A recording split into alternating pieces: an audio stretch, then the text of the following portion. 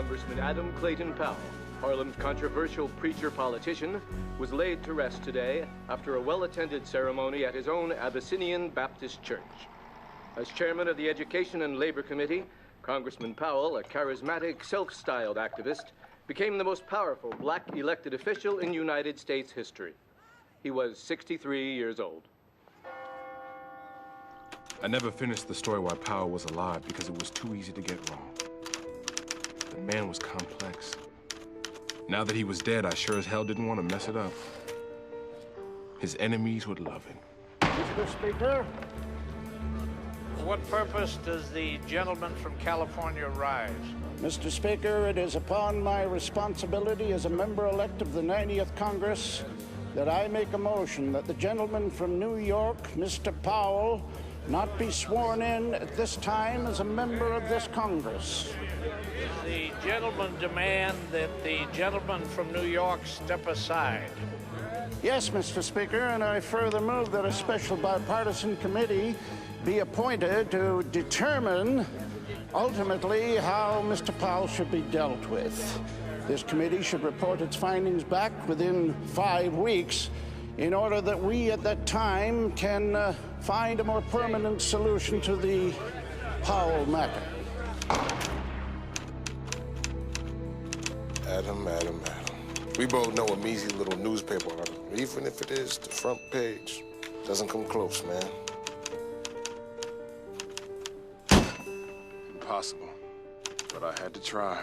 Adam Clayton Powell, Jr. of New York, is excluded from his seat in this House until such time as the bipartisan subcommittee delivers its report.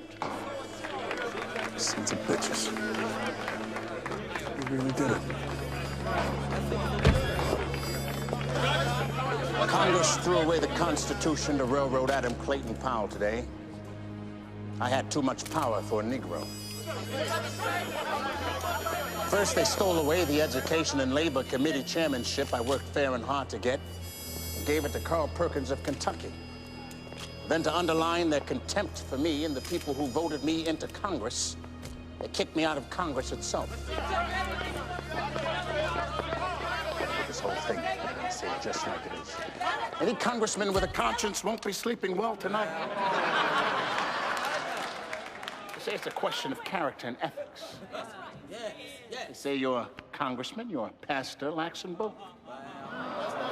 That's what my distinguished colleagues say about me. They say it's my absenteeism, relatives on the payroll, and the way that I flaunt the use of public funds to travel first class, some of it for pleasure. Of course I have pleasure when I travel. And of course I travel first class, baby, they do. My esteemed colleagues say I gall the American people. Do I gall y'all? That I gall the people. That's like the sheet calling the pillowcase white. Amen. The people, not Congress, decides who represents them. That's right. Nowhere in the Constitution that I read does it stipulate that the House of Representatives has the right to dictate who represents the people of Harlem. Why, if it were up to those hypocrites, I never would have been elected in the first place. Well, they would have excluded me long ago when I first introduced the Powell Amendment. They would have excluded me for holding their feet to the fire to provide the type of leadership and representation provided for us in the great document, the Constitution of the United States of America. What sort of leadership do we have in this country when there are people who have fought and died for this country, that there are still places that we can't go and sit down and order a cup of coffee in a cheap little lunch counter? If these men, our leaders, can't lead us to a better nation, can't themselves provide the type of democracy that they are preaching, then all of them, each and every one, should just sit down and shut up. Congressman, you can't just go. I want my seat back, baby. Adam, we were just discussing it. Please join us. Congressman? Manny Seller here is chairman of the committee to evaluate the charges against you. John Conyers, a friend. He'll be honored. I was elected by the people of Harlem to be their representative in Congress. I fit all the criteria in the Constitution to be their congressman. My colleagues can't just kick me out because they don't like the truth I speak or the way I speak it. You're not being kicked out, Adam. You're being temporarily excluded, pending the findings of the investigation. Don't patronize me, Mr. McCormick. I want my seat back. I'm right. And in the end, I'll be proven right. I guarantee it. Good to see another black face in the Congress, Mr. Conyers. Keep the faith, baby.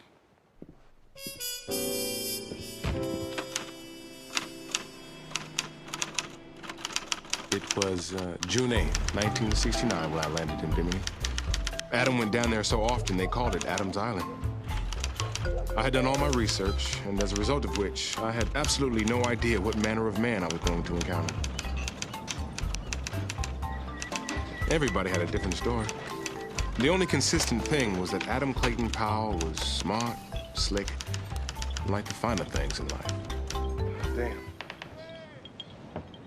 Congressman Watson from South Carolina said Adam Powell lived down here in paradise with a drink in one hand and a woman in the other. I don't know what they consider paradise in South Carolina, but where I come from, this is a raggedy-ass shack. And maybe I took the wrong road. Mr. Powell? Adam Clayton Powell. Congressman Powell? Hello?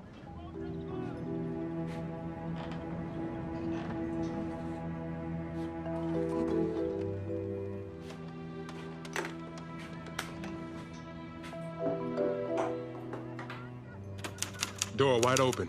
Scotch laid out on the table with 3 glasses. I figured Powell knew I was coming and he wanted me to feel comfortable. Make myself at home. So I did.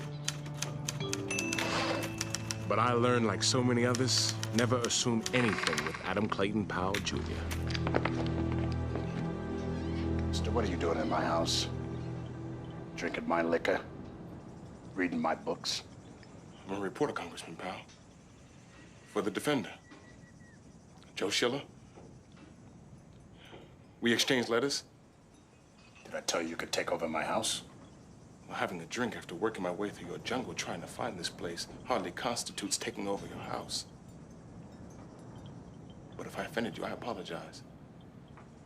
You sound pretty damn proper. An educated Negro.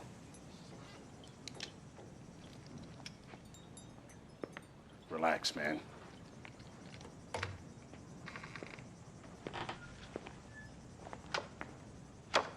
What'd you say your name was? Schiller. Joe Schiller. I hear you're working on a book about your colleagues in Congress. You mean the textbook I'm working on? General information. I hear it's information about who's done what and to whom. Sounds like a get-even book to me. I'd have to go backward to get even. My intentions are merely to provide insight to the population on how the representatives do the business of government. You want to help me clean these fish, Mr. Schiller? Not really. Then you don't get to eat. Sure you've never done this before? Positive. Would have never known. If I wasn't starving from trying to find this place, I wouldn't be doing it now. What kind of story are you after, Mr. Schiller? I just want to know what's true and what isn't. You know, who you are. Well, that depends on who you are, wouldn't you say? Do you mind if we go back to your formative years when you were an activist? Still am. Well, I know that as a young man, you... Brother, young is relative, Mr. Schiller. State of mind. Well, when you were younger in years, you organized protests and boycotts in New York to get black folks jobs. That was more as a religious leader, right? There's no separation of church and state in the black community, Mr. Schiller. You should know that, brother. Well, then what caused you to leave the pulpit and go into politics? I never left. I'm still the pastor of Abyssinian Baptist Church.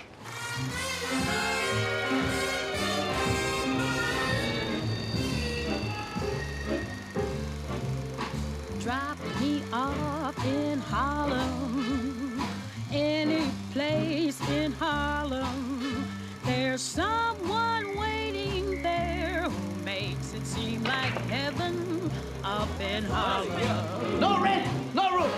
right. That's it. Break it down. I want him out. I want him out. Ease up, baby. You don't need to go breaking down people's doors now. I'm Reverend Adam Clayton Powell, Jr. I'd like a word in private with Mr. O'Malley. Mr. O'Malley? Unless you got my money, Powell, we got nothing to talk about. I got eviction papers here. You do have your bread, Daddy. I think you want to talk to me. Give me the money first. Baby. Talk.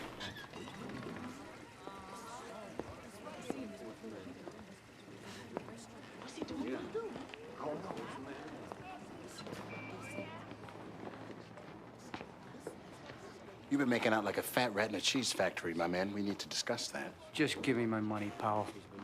I don't want to talk. Oh, there's no way to negotiate, Daddy-O. Be cool or all rent will stop. That means no money. Zero. You can't do that. Done it all over Harlem. And your colleagues have discovered that it's good business to do business with me. Here's the deal. You get half the rent until you've delivered on the list of repairs that need to be done in this building. Meanwhile, we'll negotiate fair rents across the board. It's your best bet, Big O. And God will look kindly on you, too.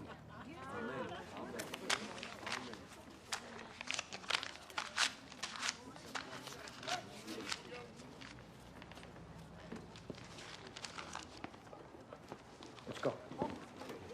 And Mr. O'Malley, one more thing. The first thing on your list, fix Shackelford's door.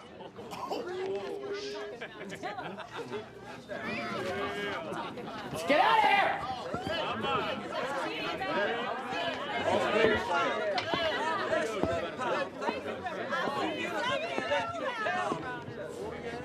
I saved your hide, Shaq. I expect to see you in church this Sunday so we can work on your soul. Yes, sir, Reverend Powell. I'll be in church Sunday. Definitely. Bring the family. Yes, sir. The rest of y'all colored folks in this building, y'all come too now. Lord is our shepherd, y'all.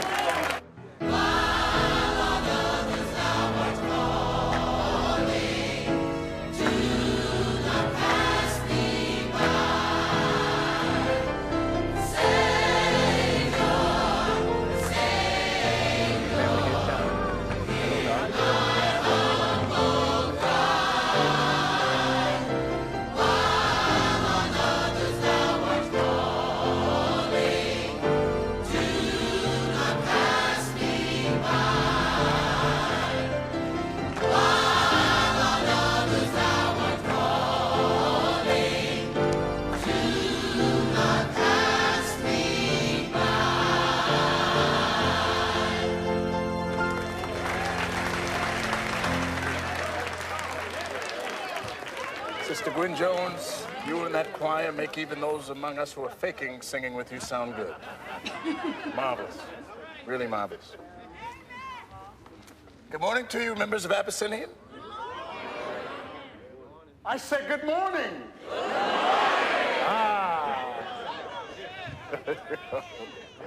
Good people of Abyssinian, every time I look around this beautiful church and see the beautiful people, I am compelled to have to bring to the attention of people who are newcomers the chief reason that we're here in this beautiful structure, and that is primarily through the efforts of my father, Adam Clayton Powell, Sr. The loving devotion of his wife, my mother, Mattie Powell. And of course, my lovely wife as well, Isabel, please stand up. And of course, through the efforts of all of you. Brothers and sisters, we have with us today very distinguished guests, members of New York City's political hierarchy, powerful men who make things happen.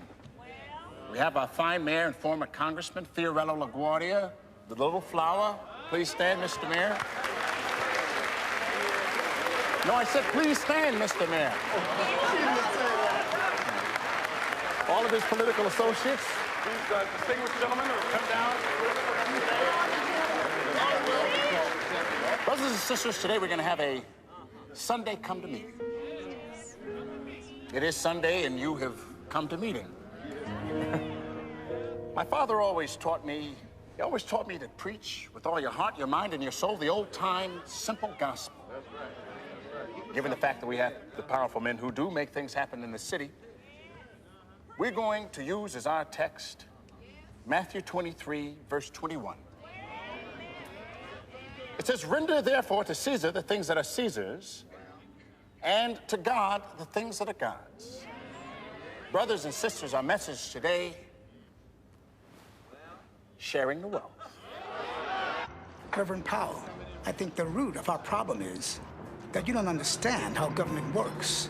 Well, perhaps if I came up there and joined the city council, Mr. Mayor, I could learn. No. Your place is right here, in the community, in front of your people, on Sunday mornings, attending their spiritual needs. Besides, even if you got all the votes in Harlem, you still wouldn't have enough to make city council. You'll need some white votes to win citywide. You deliver us the Negro votes that we need, and we may find a little extra something just for you.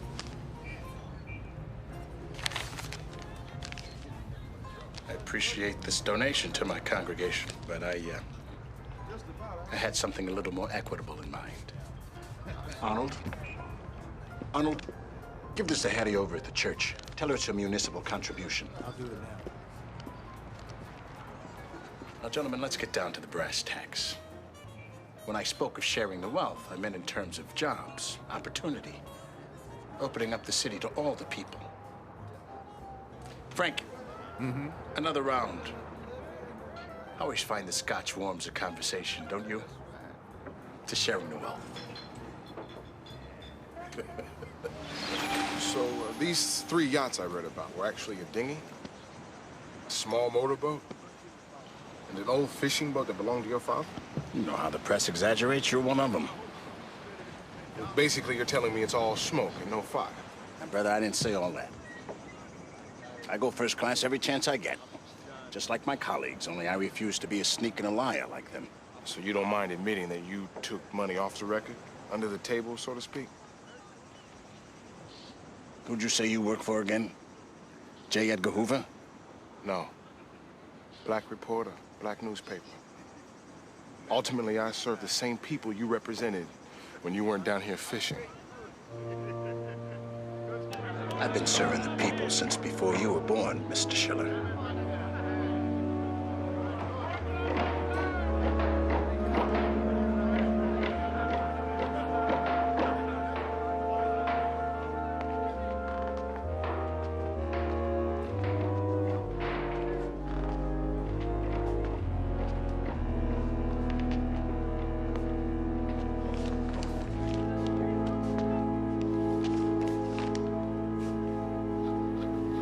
Sit down.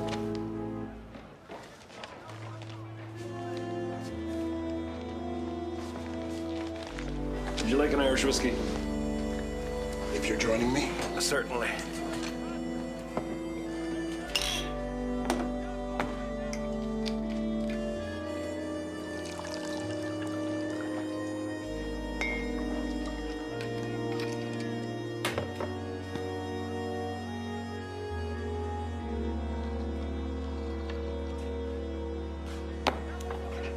A lot of your people ride the city buses that my transport workers union is striking against. Mr. Quill, your union has a total workforce of 3,202 members. Only 14 are Negroes, and all of them are low-end porters. I want drivers and mechanics. That'll take time. There's a seniority system that must be honored. I can't take that back uptown with me. Negro passengers pay the fares and all they see are white people in the driver's seats. If that's all they're going to see after helping you attain your goals, why the hell bother? I'm prepared to offer you apprentice situations as a start. When the older workers retire, then the younger people will be capable of moving into their positions. Not good enough. If we help you get what you want, we need to see Negroes in some of those driver's seats. Let me think about it. Let's see what I can come up with. The bus company will meet your demands in no time, if we can come to an agreement. I guarantee empty buses rolling through Harlem. I wish I had you working for me in my union, Mr. Powell. If I were in your union, Mr. Quill, you'd be working for me.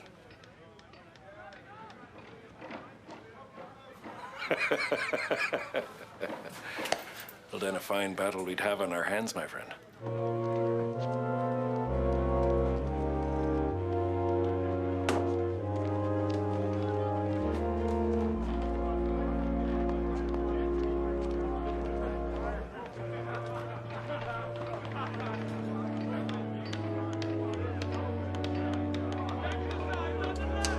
We'll have to be keeping an eye on that one. Weren't you the one who told me that any church that wasn't active in the community was worthless? Will you quit using my words to fit your purposes? I said active, not hooked up with a bunch of radical hoodlums attacking everything in sight. My radical hoodlums gotten jobs for Negroes all over New York. Department stores, the electric company, the phone company. Even those Negroes have been talking behind my back. Will you two lower your voices? It took me years to build up my congregation. I did it by not leaving anyone behind. Negroes are basically conservative, son. At least the ones you can count on. You can't leave your base support behind and be running all up and down the streets acting wild and crazy. I don't buy where you can't work campaign and got Negroes hired where their money was taken for granted. When the board agreed to let you take my place, they trusted that you would continue things the way they were. And I thought you would too. Well, it's a new age, Father P. Maybe it calls for new strategies. Hush now, Adam. Listen to your father. Son, I don't think it's a good idea for you to get all involved in white people's union problems. To be most effective, a Negro leader must be independent. I'll always stay independent, Father P. But in order to put out fires, you gotta deal with the people on the water. And until I can get up in there, that's white unions, white government, and white people. You can lead this church, or you can get involved in politics. But if you fight too many battles on too many fronts, you just may lose the war.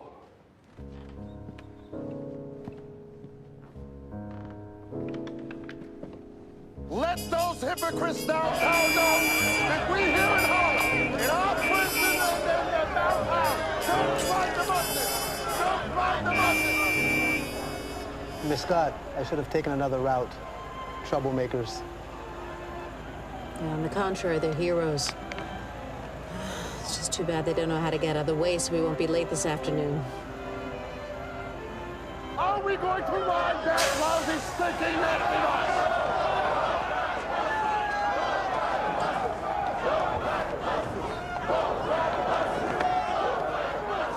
Don't ride the buses!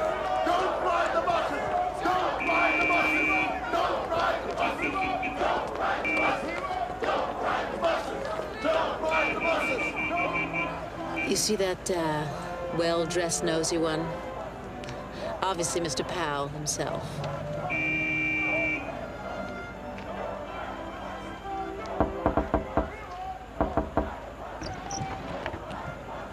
Excuse me, can we get through?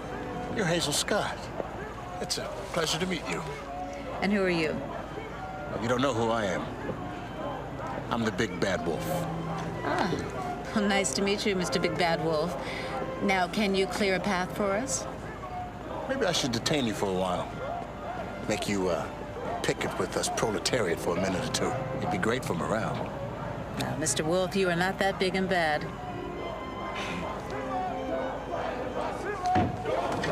Open up a path here. Open.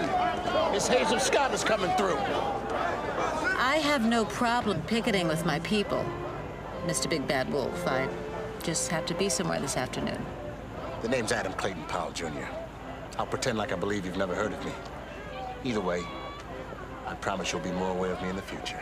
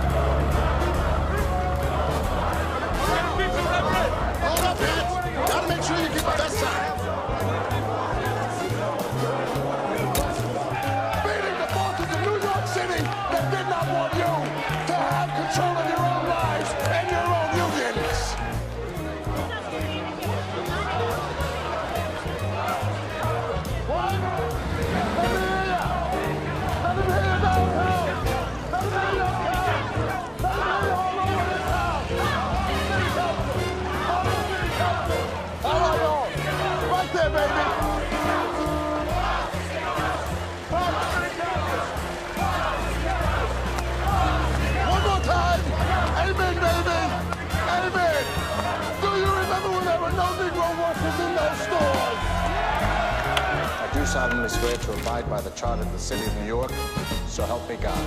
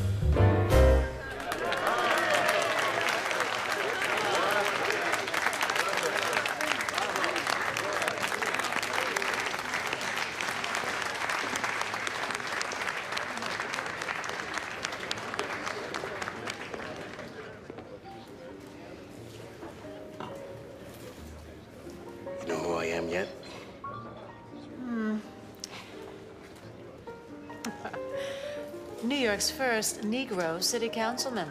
Congratulations. I get your drink right? Shouldn't you be out kissing babies or at home with your wife? Something suitable for a city councilman? I belong to the people. Not being naughty now, are we? I'm trying to be nice. Who knows, maybe I could win your vote. May I? Suit yourself. You know, we have a lot in common. Do we? We're both very interested in getting to know each other. You are a hoot and a scoundrel. Glad I made a good impression.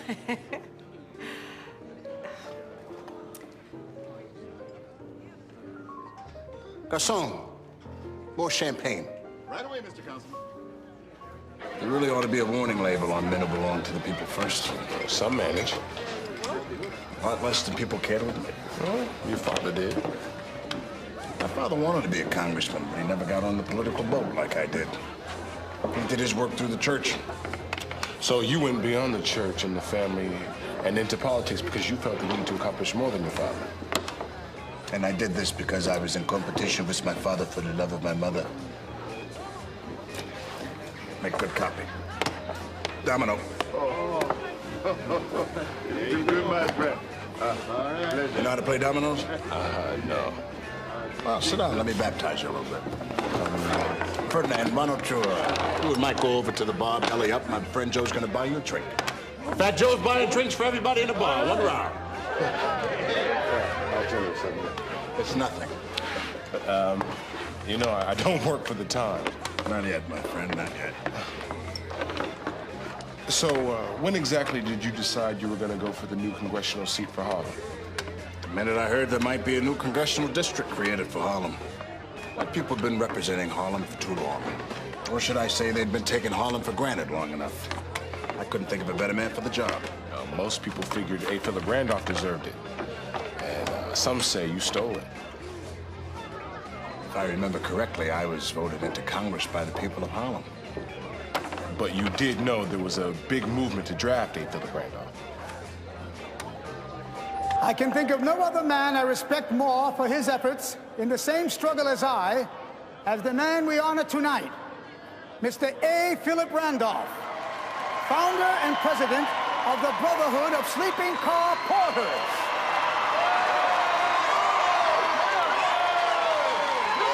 Find Reverend Powell and tell him. Have you got that?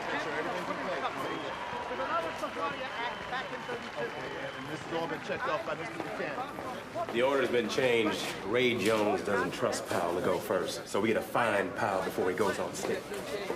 Reverend Powell, sir. Is there a problem? There's been a slight change in plans. Instead of introducing Mr. Randolph, we would like you to close in prayer. I may as well throw away the speech I've been working on for the past 2 weeks. Whose bad idea is this anyway?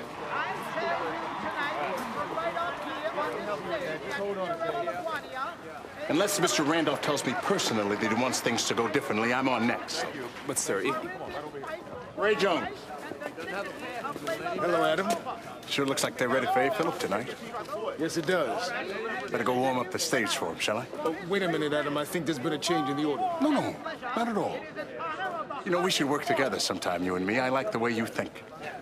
And I have a feeling that history, political history, will be changed by some of the things that may be put in motion here tonight. Well, wish me luck.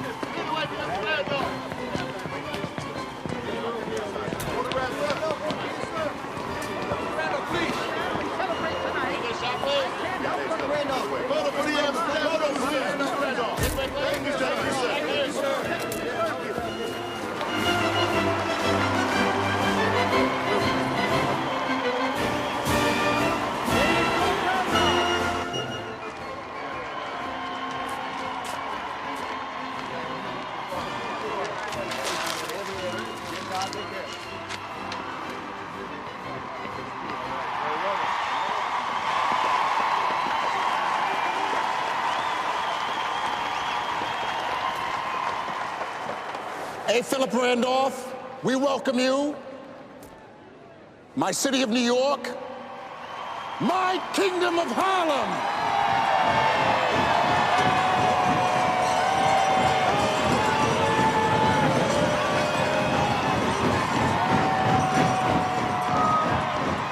We have important business to discuss tonight. Important business. And I, your humble little parish priest, will make sure that business is done correctly. I shall try to keep my remarks down, but nonetheless, I shall try to make them like a woman's skirt. Long enough to be respectable, but short enough to be interesting.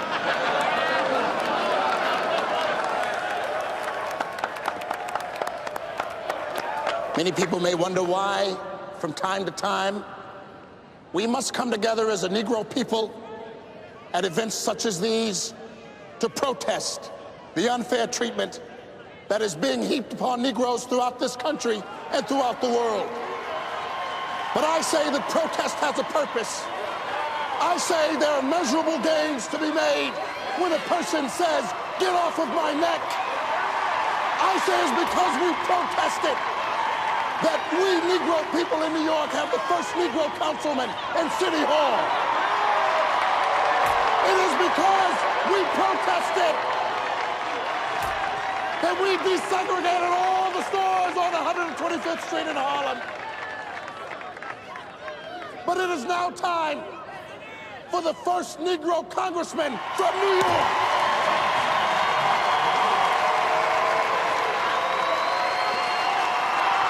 Therefore, I must, in spite of time, energy, and prior commitments, I must run for the Congress of the United States of America.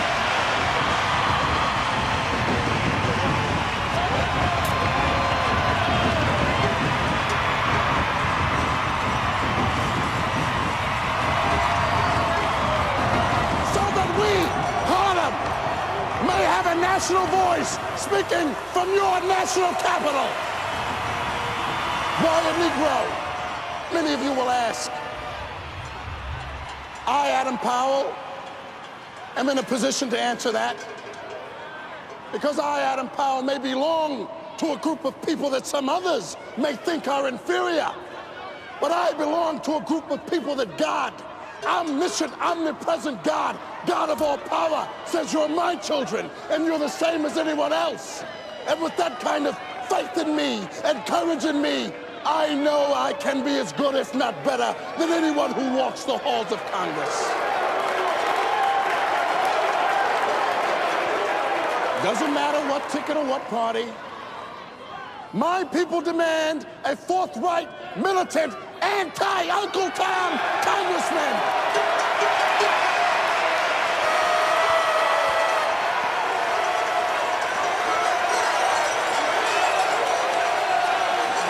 My cry today, and until the day I die, is let my people go now!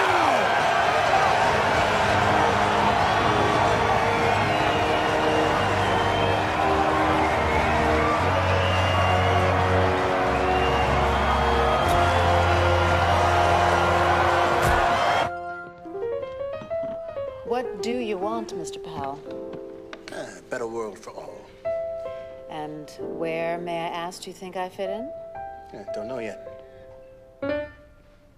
Your wife must have the commitment of Job. She knows who I am. Does she? Really? Some people know me, Miss Scott. Would you like to? Depends on what kind of student you are. A very good student, Miss Scott. How good of a teacher are you? I'm a very good teacher. Prove it to me. Well, let's start with some chopsticks. Chopsticks. It's advanced. It's still early. Always go to bed early. Father insisted if I didn't get enough rest, I'd end up with bags like Duke Ellington.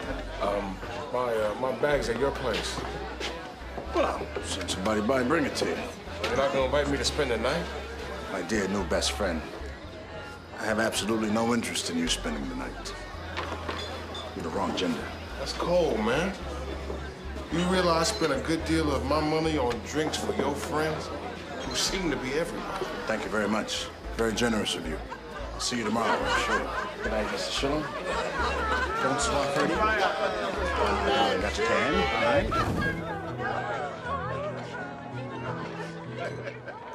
I realize we're causing a scandal. Tongues are beginning to wag. I hadn't noticed anything. Except you. You notice. You notice everything. Are you willing to hurt anyone to get what you want? I'm willing to be honest. Are you? I'm always honest. Then tell me honestly what you want. What I have. And a family. Are you proposing to me? You are a politician. An already very married politician, lest we forget. And for you, sir. When it comes to women, you are definitely not to be trusted. Oh, I can be trusted. Once I'm understood. I will admit, being Mrs. Adam Clayton Powell isn't always easy. I wouldn't think being Mrs. Adam Clayton Powell would be any harder than being Mr. Hazel Scott, actually.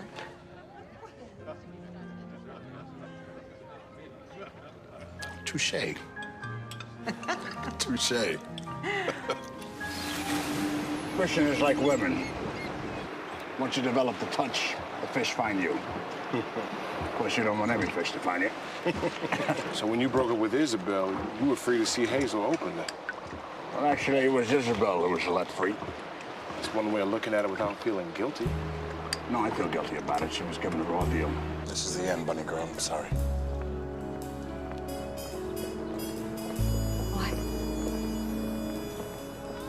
Because once upon a time, you were ahead of me.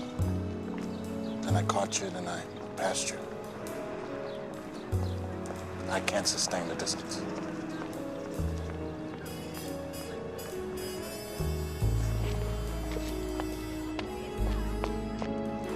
But she hated politics. I was moving into the big time.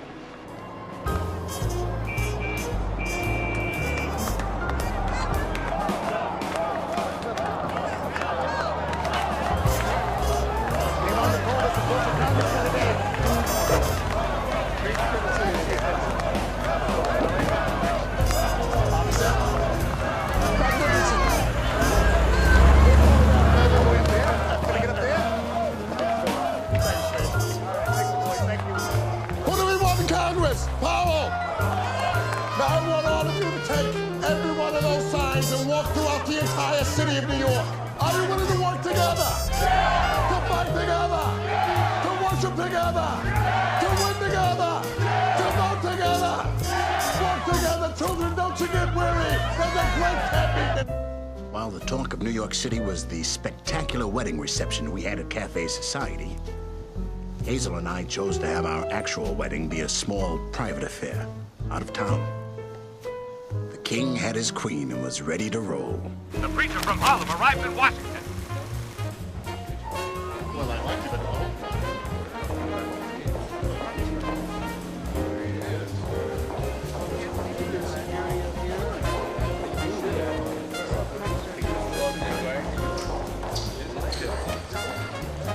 I was elected to Congress by Harlem, but I was the representative in government for every black person in America. All these love letters. And there's more in your office, in Odell's office, in Waldo and Maxine's office, and in the downstairs post office.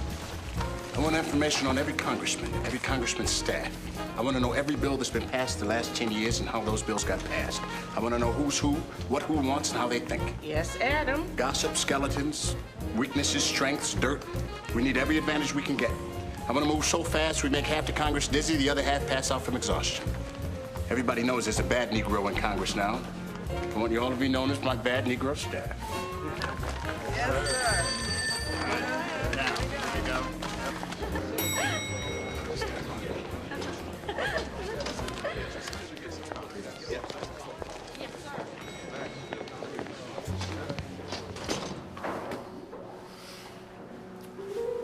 Hey, boy. You seen that new Negro Congressman Powell yet? No, sir. Not that I know of. Oh, you know him. Colored man with a big mouth. Thinks he's gonna come down here and raise hell. That boy's got some big surprises in store for him. Congressman Rankin from Mississippi. Senator Bilbo. I recognize you boys, too. I think it's a damn disgrace you got elected, Powell. Now, don't you sit anywhere near me, here? You better watch yourself. This ain't New York. Southern rules govern this city.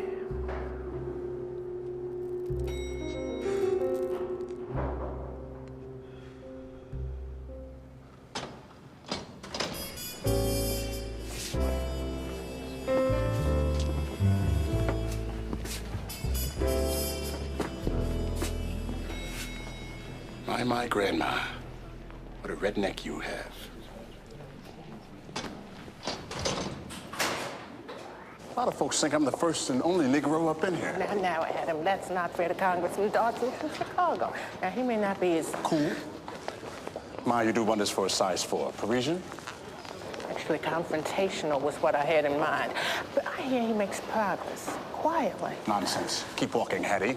Progress is a bloody guerrilla war. You have to keep pushing, plotting, scratching, fighting. Never let them rest. Keep them squirming. Be a burr in their saddle, otherwise they control and define your progress. You crawl after scraps. Well, I don't think I'll be able to eat with all these people staring at me. Think of it this way, Hattie. You're not just eating to eat. You're eating to help the whole human race. You're eating to help these poor souls evolve. Adam, I'm eating because you're dragging me. That too. I can smell lobster bisque from miles away. My father cooked it almost every day. Good afternoon. I'm sorry, there's absolutely no seats anywhere. Oh, no, not at all. We'll just take those chairs just there. Please, sir. Please.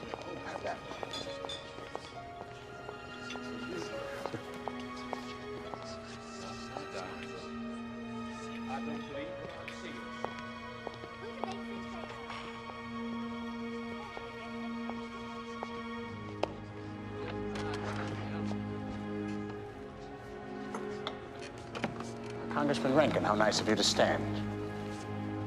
Yes, I know that Congressman Dawson and other Negroes aren't allowed to eat here, but things will be changing.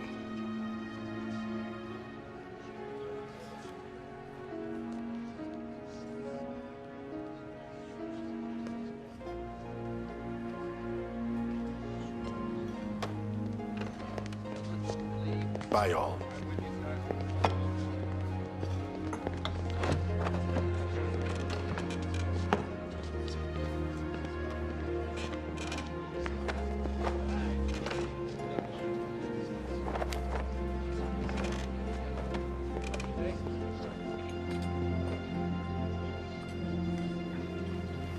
Ah, my good friend. Yes, sir? Listen, brother, you know, I know with all these good old boys around, there's got to be some fried chicken and collard greens around, so we need to fatten her up. And I'm kidding. You know, whatever there's, chef's special and 2 house salads. Yes, yeah? Make sure they don't spit in it. Lunch smells good.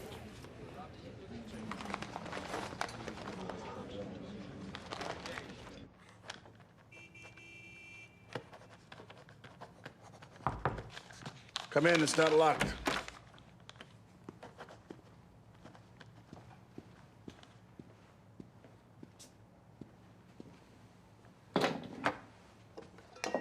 Compliments of Miss Hazel Scott. Thank you, Walter.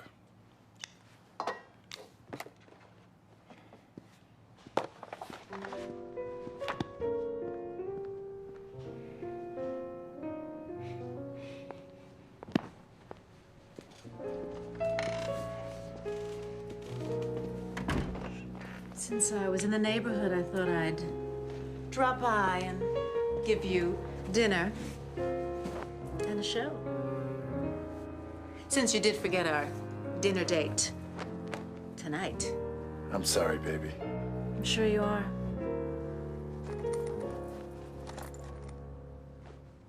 Did you come here, brown sugar?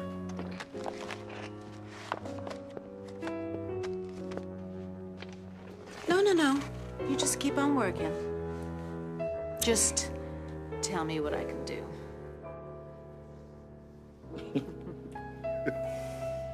You know, I do believe in accomplishment. Even though I loathe DC politics, it's horse manure. What did I do right? You're a dream. I know. Don't wake me. What's the matter with me for getting dinner with a beautiful creature like you? I don't know. But don't let it happen again. Or what? Or I'll have to punish you. Is that a problem? Yeah.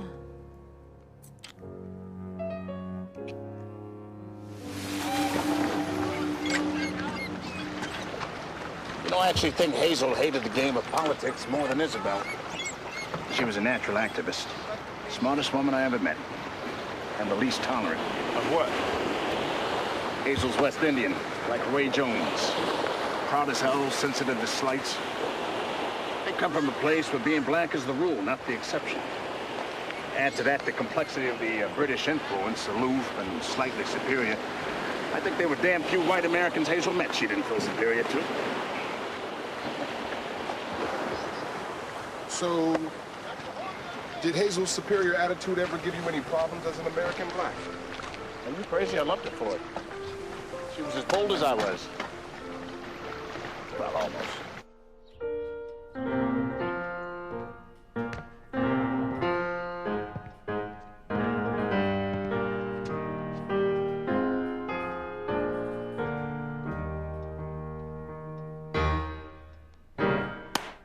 Bravo.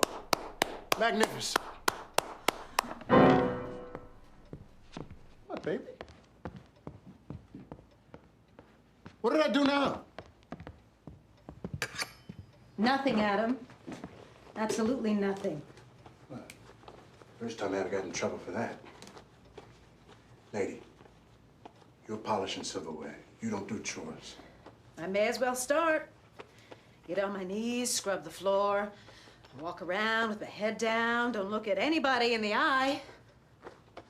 Sure as hell doesn't mean anything to be a congresswoman's wife around here.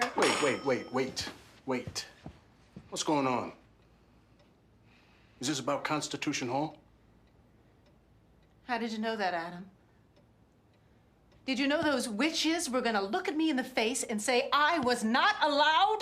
Oh. They did that to Marian Anderson 5 years ago. I thought for sure they would. It's a policy that has to be addressed.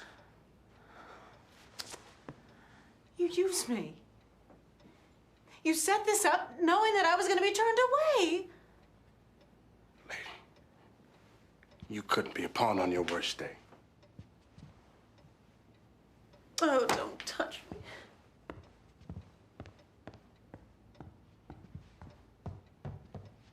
Hazel, I'm sorry. Please forgive me.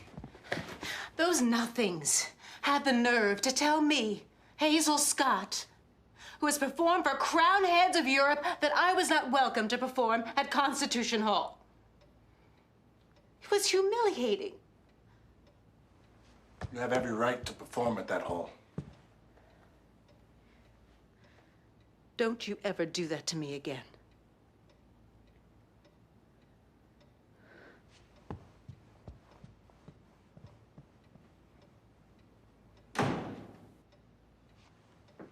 President, we'll see you now. Thank you.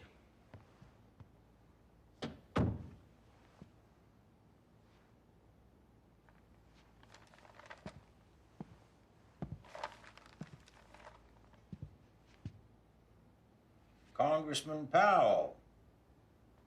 Mr. President, thank you for granting me an unofficial visit. You have been busy. Thank you, sir. It was not a compliment. This Powell amendment I hear you intend to attach to bills in Congress will mean nothing but trouble. The Powell Amendment expresses my belief that any money collected from the public at large should not be redistributed to support in any way any group that would discriminate. Such a system is unacceptable to any thinking person. To expect compliance is stupid, really. It's like expecting someone to pay for a house that they can't set foot in. Are you talking about the concert your wife was prevented from doing at Constitution Hall? The Daughters of the American Revolution had no right to deny my wife the right to perform there because of her color. Not to mention the fact that Crispus Attucks, a Negro, was one of the first to die in the very American Revolution they based their name on. I know how you feel about that. I've read it. In every damn newspaper that'd listen to you. We pay taxes like everyone else. Those taxes help support that hall. And taxation without representation is tyranny, sir. Well, even though you called my wife, what was it, the last lady of the land, and anointed Eleanor Roosevelt as the first... Excuse me, sir, please let me clarify. I made that distinction because, as you know, when the great singer Marian Anderson was denied the right to perform at Constitution Hall, Mrs. Roosevelt resigned her position in the DAR. Whereas, with all due respect, sir, your wife attended one of their tea parties. You, sir, are playing politics. You knew the policy. You set this whole thing up to cause trouble. I want to make one thing clear. My wife, Bess, bears no ill will toward your wife or Negro people with her membership in the DAR. You well know that neither of us have any control over management or policy of private enterprise. Forgive me, sir, but that's precisely the point. It is not private enterprise when public money is used to support the very institutions that insult us. You're as stubborn as I've heard. I prefer to think of it as proper determination. Well, thank you for the visit, Congressman Powell.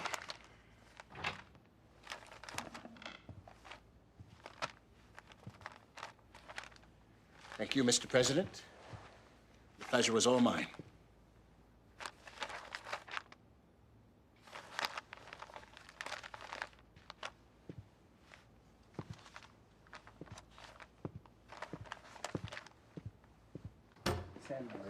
I'm telling you, this is precisely the same problem. Did you get an apology? Hattie, will you excuse us? An invitation to perform that I can turn down? No. No, the best I could get was to get him to say that his wife didn't bear any ill will toward you. No ill will. Ill will.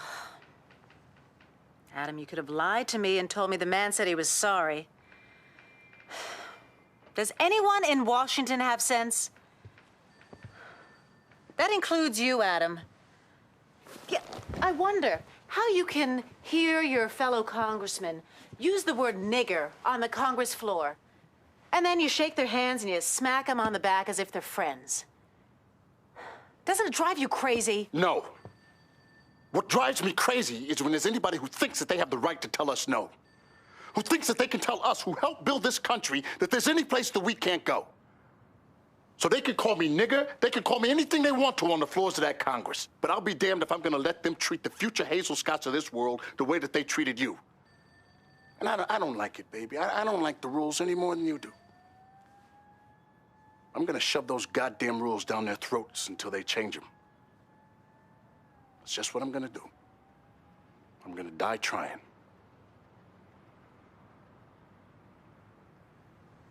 Well, you can't die yet. I still need you. What do you need me for? You make more money than I do. Well, I might have to take some time off pretty soon. For what? Don't you notice anything about me? Different? A little, weight gain? An aura? Glow, maybe?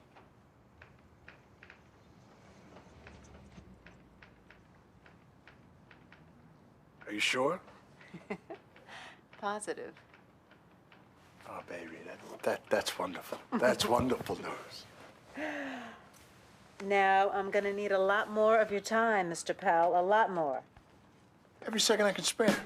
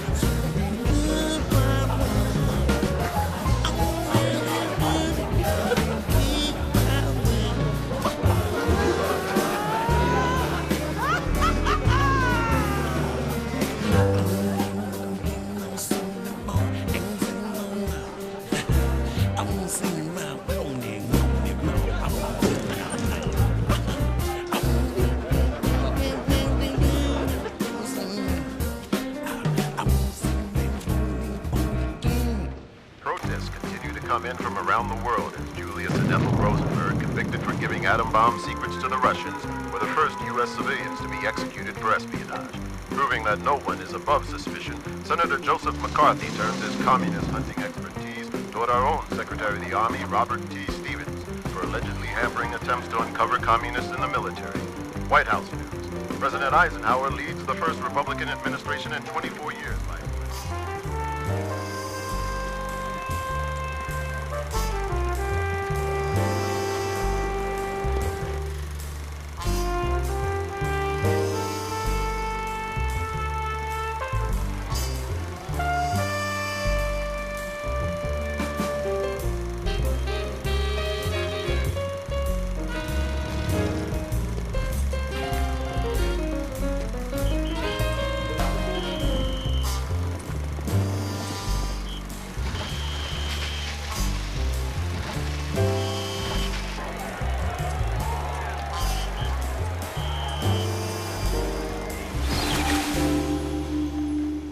made you change your mind and invite me to stay? Well, you behaved yourself, relatively speaking. You act like a man that's running out of money. Sensitivity? No. Pity. the most useless emotion in the universe.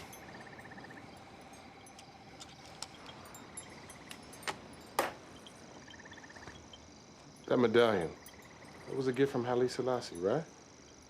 Yeah. The great emperor gave me this medallion when he came to visit me at Abyssinian. It's the oldest dynasty in the world. Started by King Solomon, Makeda, Queen of Sheba. He also gave me a solid gold cross that hangs at Abyssinian. What was your greatest accomplishment in life? That's no question. My 2 sons. My oldest son, my firstborn, Adam III. Oh, you already know about him. He's a fine man. His own man.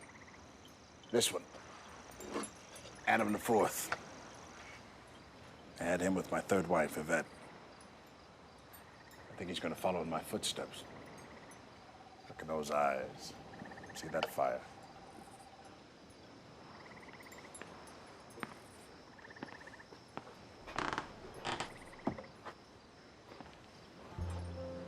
Who is she?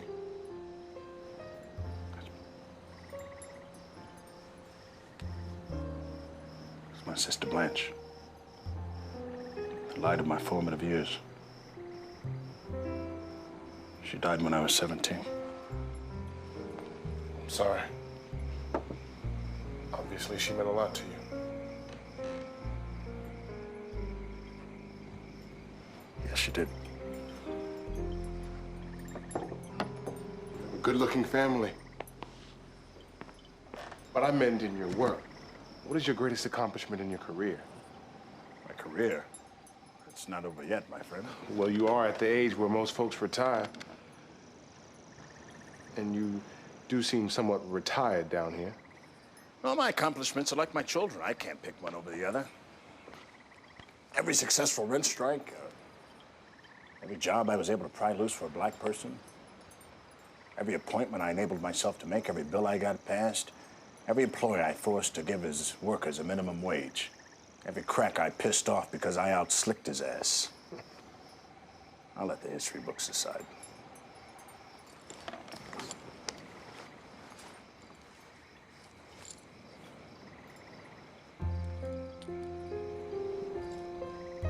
Nights are bringing a little bit more chill of late.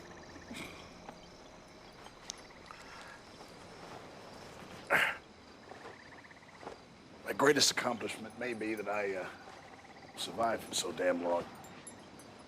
Mr. Speaker, I'm sure you fully appreciate the irony of my having to come to the halls of Congress to sue for the right for Negro criminals to have a fair shot at crime in their own communities.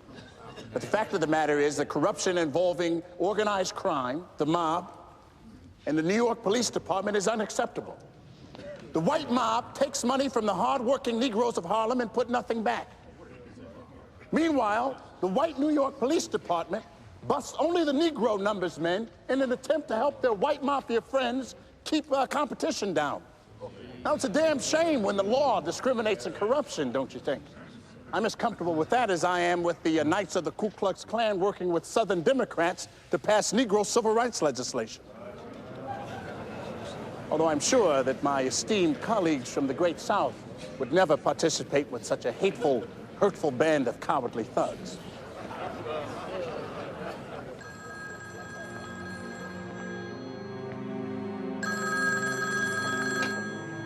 Hello.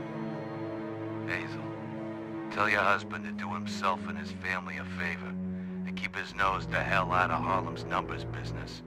Who is this? I don't know what you're talking about, and I don't want you to call here anymore.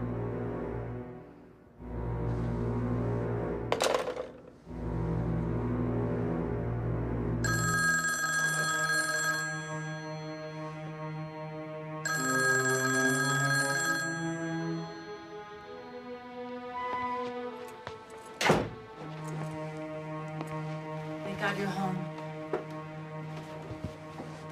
Baby, what's wrong?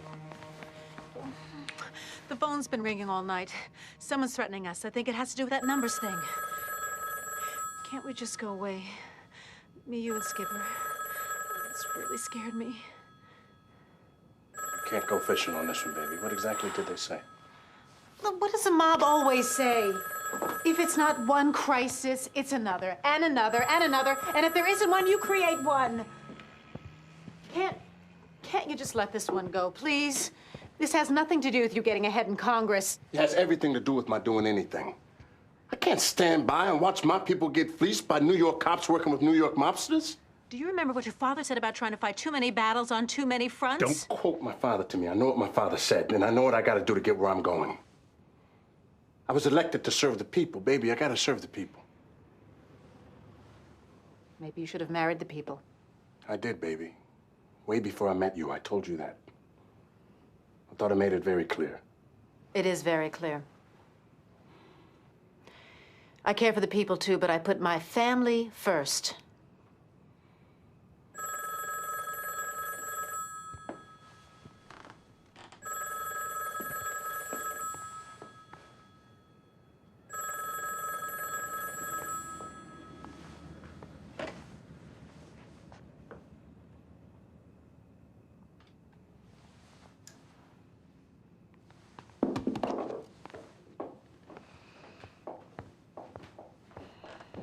I'm Lester Wolf of Between the Lines, and we have with us the controversial, outspoken congressman from Harlem, Congressman Adam Clayton Powell, Jr.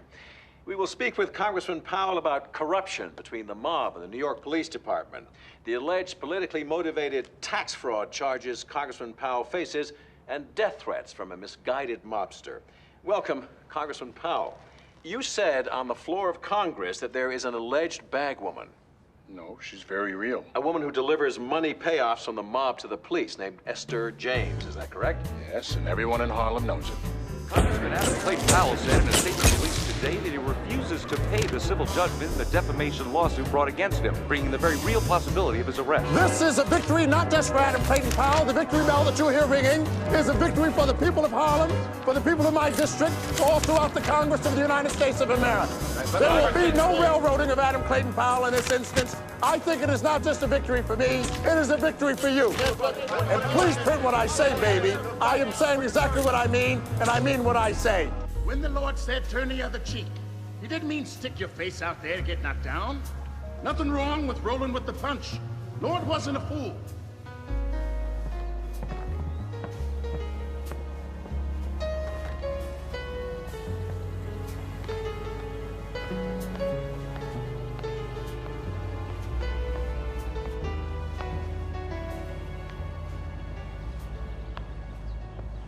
Anything you want is yours. No, it isn't. Why Paris? What the hell is in Paris? Why not here in New York? Because that's where I want to go. And that's what I want to do. You go where you want to go, and you do what you want to do. I'm not usually at a loss for words, but thank you, Hazel, for everything. Thank you. Thank you, Adam. I'm not one of your colleagues. This is not some pleasant political disagreement. I am your wife. And I'm angry. I'm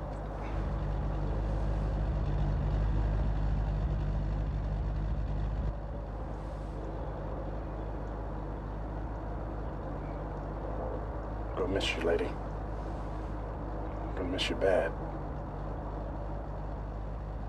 Well, I hope you get your chairmanship or your speakership or whatever the hell it is you want before they get you. Not so easy to get.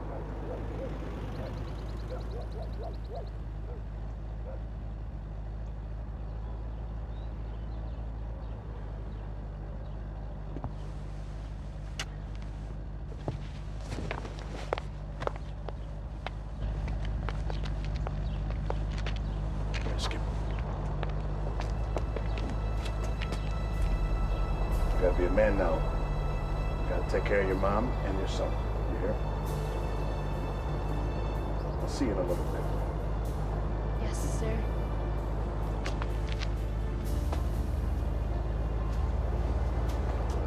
Remember, head up, shoulders back, palms out. You're a Powell man.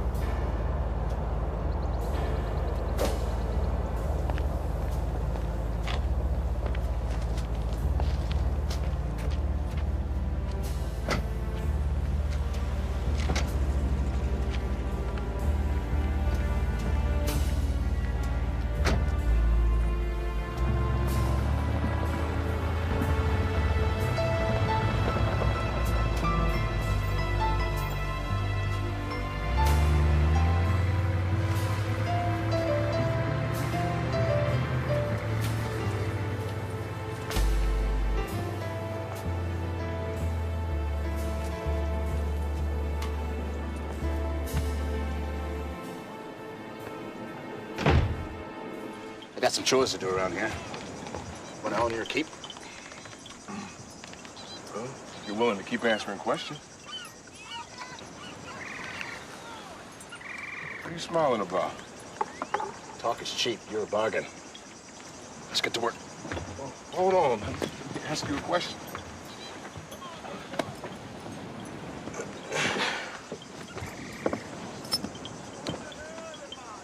So, after Eisenhower, you supported Kennedy? Didn't want to particularly, right off. Like Nixon, I had the boy Kennedy on my committee. He supported the Southern Dixiecrats on most issues. But yeah, I worked with him. After the better man at the time, Johnson didn't get the nomination. Now, Adam, I don't care what presidential candidates Symington and Kennedy come around selling. Lyndon here is going to be the man to beat. You just tell Speaker Sam what you want for your backing, and he'll let you know what's possible. My seniority. Protected from the Dixiecrats and the Republicans. Done. And I want the chairmanship of the Education and Labor Committee.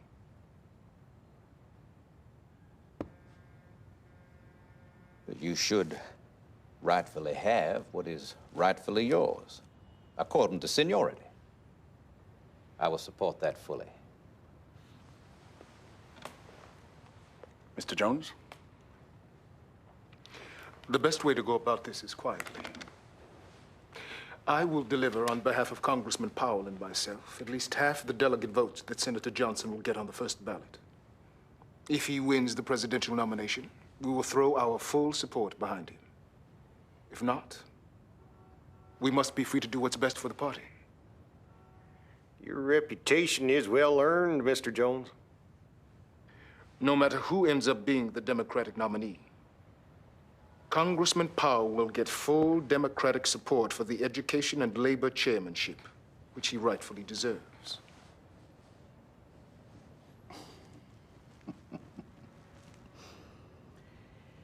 Deal. After all the politicking and backroom dealing, it ended up JFK against Nixon. But as I promised my father, I had to remain independent. Well, are you ready? We're born ready, Ray.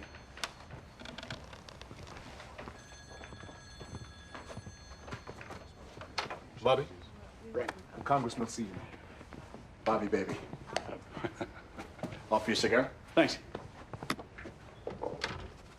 Ray smoked half my stash. I'm going to give it to him anyway. I think it's brilliant what you boys are doing with Jack's campaign. Any chance of getting Sinatra and Sammy up here to help me campaign in Harlem? I'll see what I can do. Well, Bobby, as we discussed earlier, and Adam agrees with me, the only way we're going to get an Irish Catholic into the White House is if the base of the Democratic Party comes together. That's right, but just one question, Congressman. Why did you ask the other Negro delegates not to support Jack at the convention? Jack accepted the support of the segregationist Governor John Patterson from Alabama. He refused to vote to censure Joe McCarthy. He's got a lousy record on civil rights. Now, you boys beat Lyndon Johnson for the Democratic nomination, but there's no way you're going to beat Nixon for the presidency if I don't help. I guarantee it.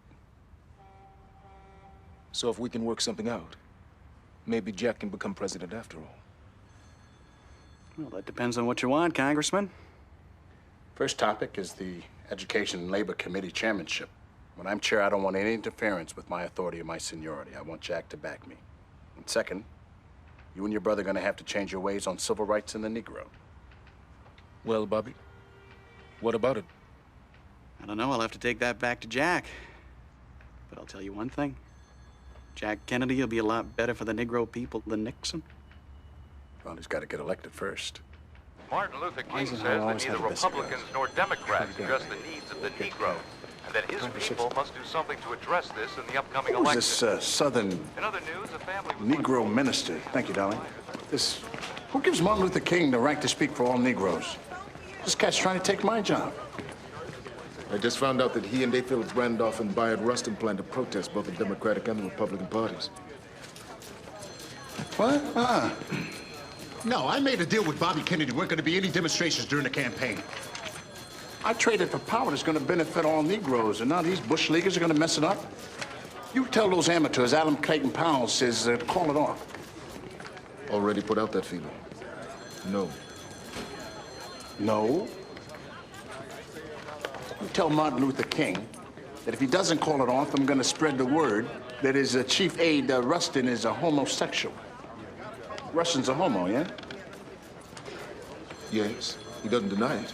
Well, you tell King if he doesn't call it off, I'm going to tell the world that he and his friend, Bayard Rustin, are having a homosexual affair. Can't do that, Adam. It isn't true. Neither's most of the stuff out there about me. But I have to carry the weight. I negotiated for power that's going to benefit all Negroes, and I'm not going to have that jeopardized by Martin Luther King or anybody else. What is this? Demonstrations and marches. I did that 20 years ago. So, you were shooting for as high as you could go in government? No. I was shooting for as much power as I can gain in government because that's how changes are made in Washington. Marching and protesting eventually get on people's nerves, get very little done. Get an education, learn a profession, go into business, politics. Go after the real power, baby.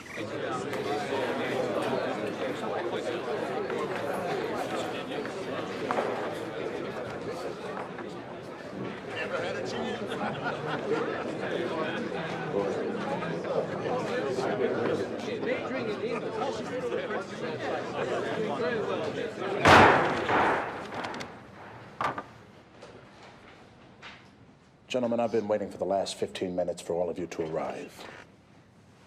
My expectations are simple. We don't come late. We work as long and as hard as we have to get bills drafted and passed. Quickly. Now let's get to work. It's now 15 minutes after the hour. The meeting will officially come to order. I doubled everything of my predecessor, Graham Barton, and his staff. Give me that hammer, young blood. Graham Barton believed the earth ain't flat and the sun do move. I double the meetings, budget requests, and more, and quadruple those results. Come on, baby, keep moving. Time's a-wasting. In one 14-month period, I was responsible for the passage of 14 bills. Now, that is a record that no chairman in the history of the United States Congress has before or since achieved. In the 6 years I was committee chairman, I never lost one bill once it reached the House floor. That's why it was important I keep getting reelected. Congress operates by seniority, relationships, experience. It takes years to acquire all three. So the woman says, I thought you were a man of the cloth. I said, I am, baby. Silk. I'll see you fellas later. Thanks, I appreciate the vote. Over time, I was able to maneuver even my worst enemies. I was most proud of taking Congress to the streets of Harlem. The monkey took the buzzer right there in the eye and said, your story's so touching. Sounds like a lie. All cameras will have to stop. The meeting will officially come to order. What got me was how, over time, eventually my most reluctant colleagues learned to like it. This is America, what we serve! Don't you blow your time.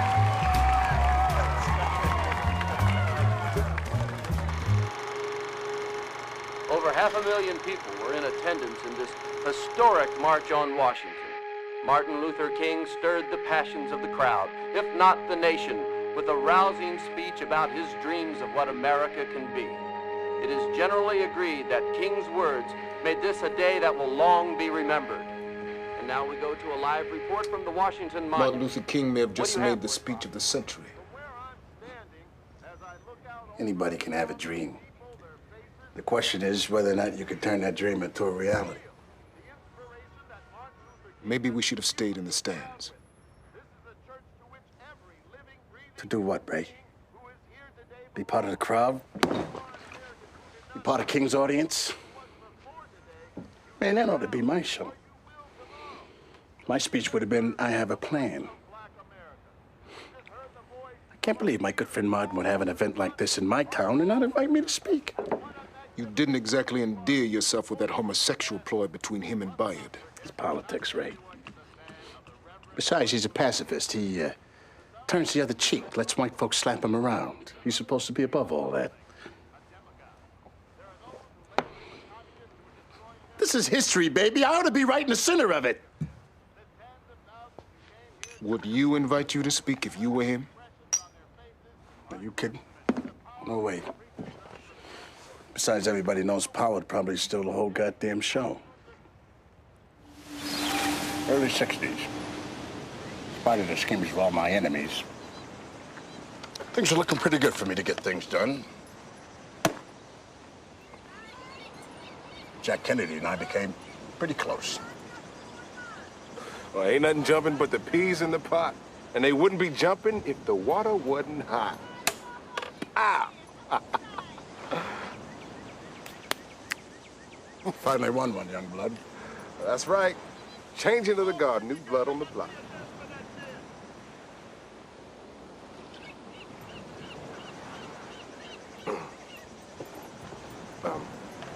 You were saying about Jack Kennedy? I was saying Jack Kennedy and I became very close. He kept his word. I had full access to the White House, had his complete support. About a year later, it finally hit me. I think I cried for the better part of a night. A lot of things have been said about Jack Kennedy. I wasn't always a fan, but the man I came to know had the milk of human kindness in his veins. In my opinion, Kennedy's assassination was the result of a conspiracy. Oswald was a patsy. I know there are unseen hands planning the death of King, Malcolm, and Bobby, burning cities, riots, chaos. But through it all, I had to stay focused on what I was fighting against. Inequality, injustice, the trampling of basic human civil rights. But these are not the goals set down by the Founding Fathers, reaching for the best of what was inside of them. Lyndon Johnson was a skilled ally. Dear Adam, the 5th anniversary of your chairmanship of the House Education and Labor Committee reflects a brilliant record of accomplishment. It represents the successful reporting to Congress on 49 pieces of bedrock legislation. And the passage of every one of these bills attests to your ability to get things done. The poverty program is rapidly paving new pathways to progress for those whom the economic vitality of this land had previously bypassed. The education measures are being translated into fuller opportunities for all our citizens to develop their God-given talents to their fullest potential. Minimum wage, long a guarantee of a fair return for an honest day's work, has been increased and greatly extended. And the problems of juvenile delinquency are being met and curtailed by positive and determined action. Only with progressive leadership could so much have been accomplished by one committee in so short a time. I speak for millions of Americans who benefit from these laws when I say I am truly grateful. Sincerely yours, Lyndon B. Johnson. Even though you were such a good chairman, they still went after you? Think, young blood, it was precisely because I was an active and successful chairman that the enemies of civil rights and progressive government came after me. If I'd done nothing and spoke softly, they would have left me alone. He considers himself above the law and above the House of Representatives. And I guess he was down in Bimini, as I stated. He was down there with a glass in one hand and a woman in the other hand. And I don't think it's incumbent upon us as responsible members of the House to belabor ourselves with a man with an attitude such as that. He's demonstrated over and over again, in my judgment, that he is not a suitable person to participate in enacting laws to govern the people of this country. Adam Power is a symbol that all black people can organize around. There was no black man in America bigger than Adam Clayton Powell.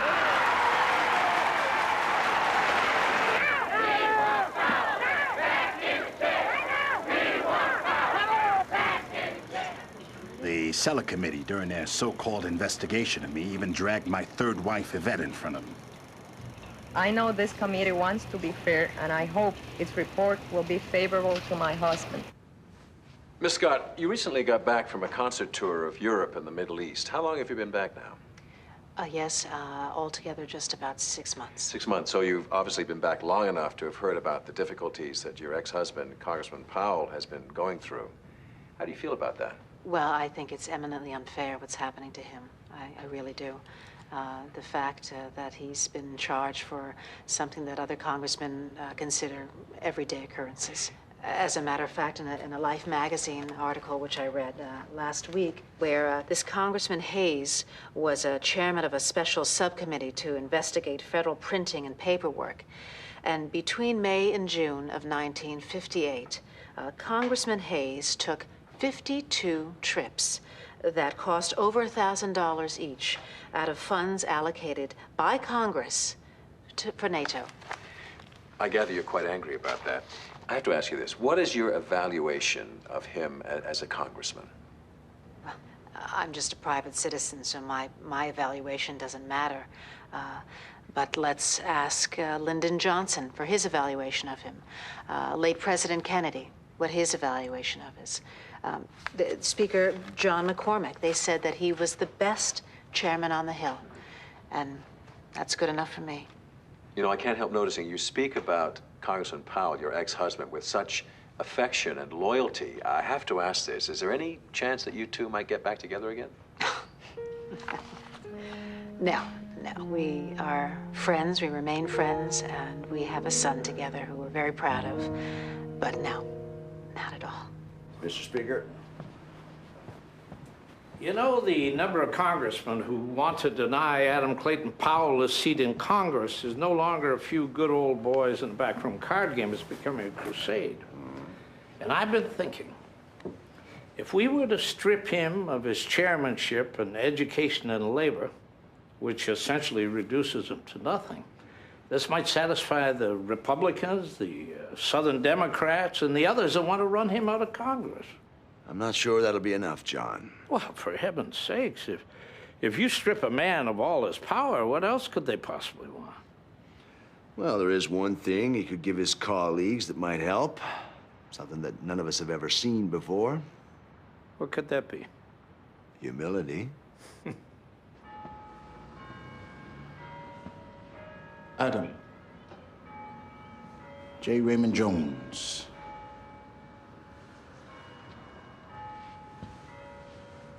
What can I do for you? I need to talk to you. Please sit down.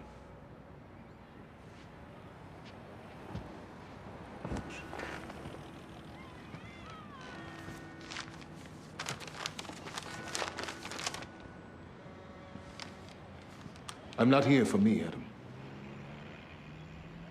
King, Randolph, Farmer, every black leader, every black newspaper, every black person is doing everything they can to help you. But you have to help yourself. When have you known me not to? All who've seen this are agreed that you've written a great speech. The tone is right. Contrite? Diplomatic. There's a lot more at stake than your pride, Adam. You owe the people who put you here. I'll be the judge of who I owe and what. I've made it my point to study those men out there, my fellow congressmen who now sit in judgment of me. And if all the lying, shameless hypocrites were to leave, there wouldn't be enough men left in that room to vote. You still have to give the speech. I don't have to do a damn thing except for stay black and die. Adam, please. Sit down.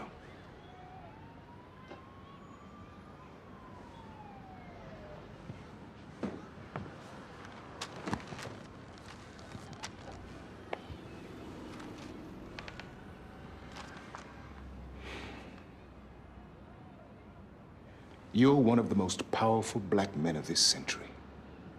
Maybe the most ever. And I know you like the distinction. But if you don't do this 100 years from now, most people are not going to know who you are. But I will. Save that for the lecture circuit, Adam. I know better. You can't have it all this time. And I don't care how many congressional hypocrites you can point to who have done the same or worse. You bet your career on righteous indignation and you're going to lose.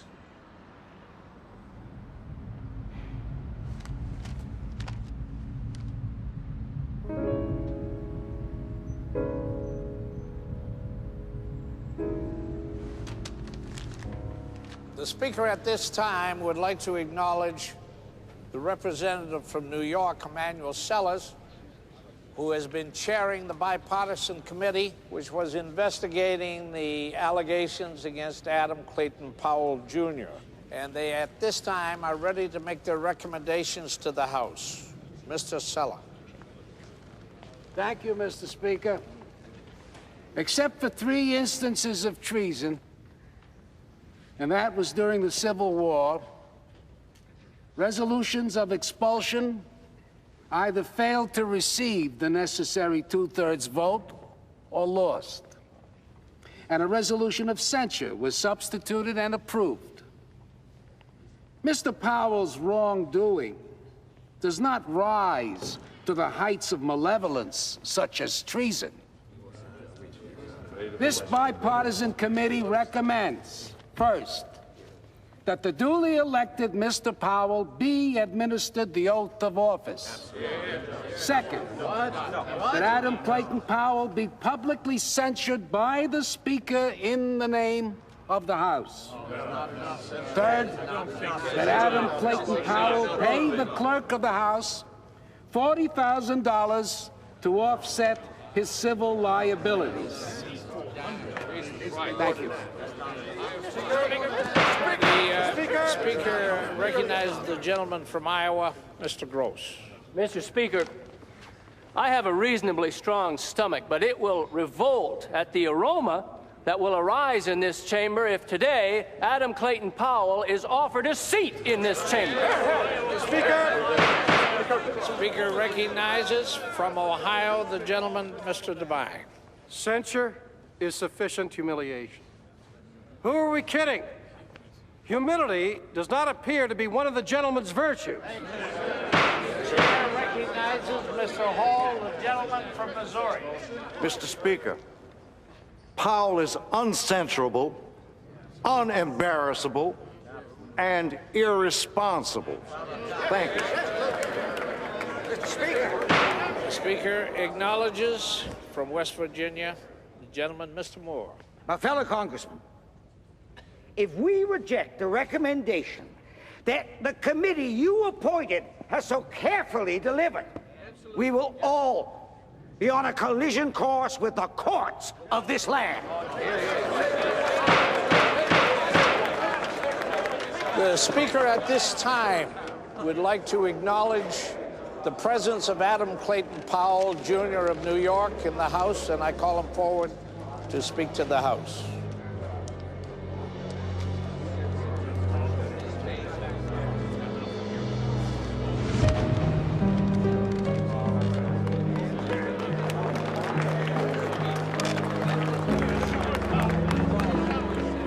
Speaker, my esteemed colleagues, everyone here in Congress knows that there are many among us who have done far, far worse than that which I am accused of. Some of the truly guilty have spoken out against me. There is no one here who does not have skeletons in his closet. And I know who owns what skeletons. Thank you, Mr. Speaker.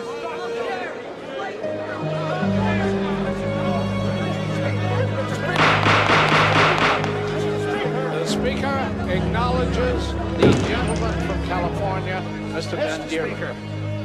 The unbelievable arrogance that has just been demonstrated by Mr. Adam Clayton Powell, Jr. without a single regret expressed, no apologies, calls for a motion on this floor that this gentleman be expelled from this House and a special election called for his replacement. Absolutely. Mr. Speaker, I gladly second that motion.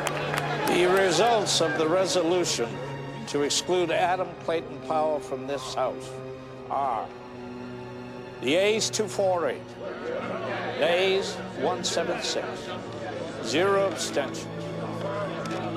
Adam Clayton Powell, Jr. of New York is excluded from this, the 90th Congress. What are you going to do, Adam? Kunstler, Reed, Reeves, Kenoy, Carter, Delaney, Covington, the 2 Williamses, Henry and Bennett. They're all on the way over. I think I got enough lawyers. I'm going to take this miscarriage of justice to the Supreme Court. But in the meantime? They're going to hold a special election in Harlem to replace me. I'm going to win it by a landslide when I'm fishing down in Bimini. The irony of it is that Wayne Hayes, of the Hayes Committee, who led the charge I misused funds, one of the two main charges they booted me out of Congress for was himself the son of a White House scandal because he took a house head waiter on a junket to Paris. Adam, you were guilty. I mean, you did do the things they accused you of. You did use travel vouchers improperly. You did have relatives on the payroll, and you did not settle the libel suit brought against you by Esther James for calling her a bag woman in public. She was, damn it!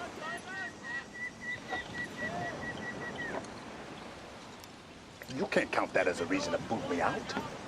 That only shows how desperate they were to get me. And it's not illegal or improper for congressmen to have relatives on the payroll if they're working. And on the misuse of funds charge. Now, when I was asked to appear before the Hayes Committee, I stipulated I would only do so if I were allowed to cross-examine witnesses, including congressmen. It's a basic right of the American judicial system. But my fellow congressmen, they knew if I were allowed to question them, we could easily wind up drawing lots to see who was the guilty congressman ought to be punished. Everybody had some so-called questionable travel items. I know I was far from the worst. Hell, I could ask Hayes himself who it was that paid for the almost 50 trips between Washington and his home in Ohio. Still, man, you took yourself out of the game. Leaders have to conduct themselves in a way in which they don't get busted. Leaders have to live too, young blood. You just have to make mistakes. And when you're more mature, you'll know that's one of the most important parts about being honest about who you are. Nah, man. You have to hold yourself to a higher standard, because when you mess up everybody who was counting on you.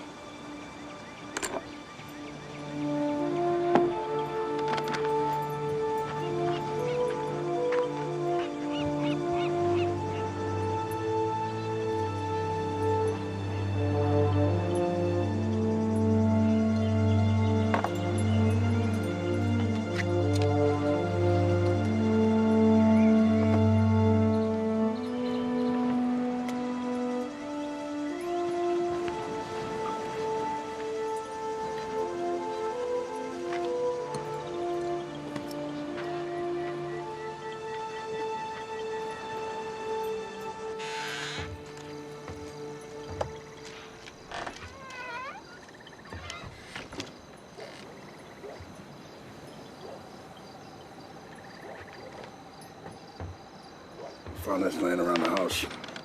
Might get some mileage out of it. Thank you.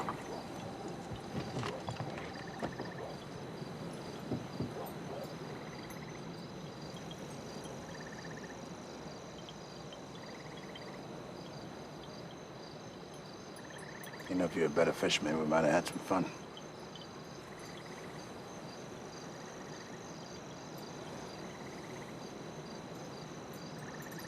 It's getting a little late. Aren't you concerned about those Duke Ellington eyes? Not as much as I used to be. Better get off this island, Adam. Catch up with the times. You're wrong again, kid. It's the times that need to catch up to me.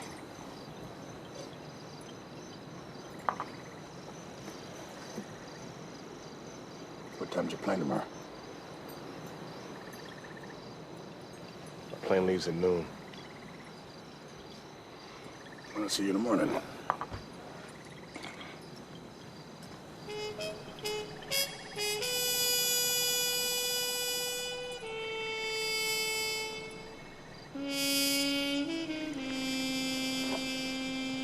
Sweet dreams, kid.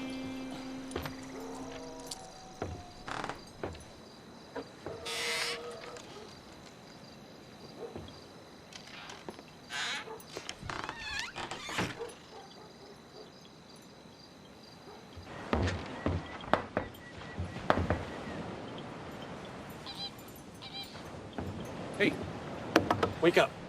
What? We're here to see Congressman Powell. Who are you? We're newspaper reporters. So? We're here to get Congressman Powell's reaction to the Supreme Court ruling. What'd they rule? He won. That's right. Won. He won. Powell!